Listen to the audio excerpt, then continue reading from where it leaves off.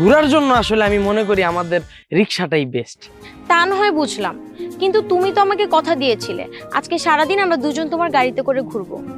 তাহলে এখন কি আমাদের ঘোরা ক্যান্সেল, নাকি রিক্সায় করে ঘোরাবে? অবশ্যই, এখন আমরা একটা রিক্সা নিয়ে নিব একদম সারাদিনের জন্য, মুক্ত বাতাস খাবো, রিক্সায় ঘুরবো। চলো একটা রিক্সা খুঁজি। আচ্ছা ঠিক আছে, চলো। আর অনেক কিছু খাবো, ঠিক আছে? এই দাঁড়া দাঁড়া দাঁড়া দাঁড়া, তুই যে এনে ঘুরতে আসছস আর মহাজন তোরে খুঁজতেছে, 3 দিনের জমা বাকি রইছে। আর শোন, মহাজন বইলা দিছে মহাজন আর তোরে রিক্সা দিব না। কি ব্যাপার, উনি কি বলছে? আমি তো কিছুই বুঝতে পারছি না। এই, আপনার কি মাথায় সমস্যা আছে? আপনি কাকে কি বলছেন? এই বেটা কি কইতাছস? কারে কি কস? হ্যাঁ, তুই আমার চিনস? এই বেটা কি উল্টাপাল্টা কথা কইতাছস? কিরে হারুন, তুই আমার লাগে এইভাবে কথা কইতেছস কা? আর তুই তো নিজেরে পাল্টাই ফেলছস, তোরে তো পুরা সাহেবের মতো লাগতেছে।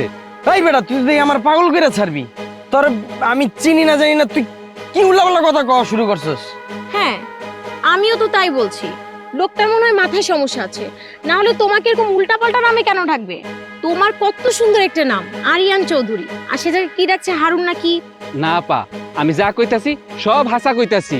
এই লোকটারে আমার চাইতে কেউ ভালো চিনে না।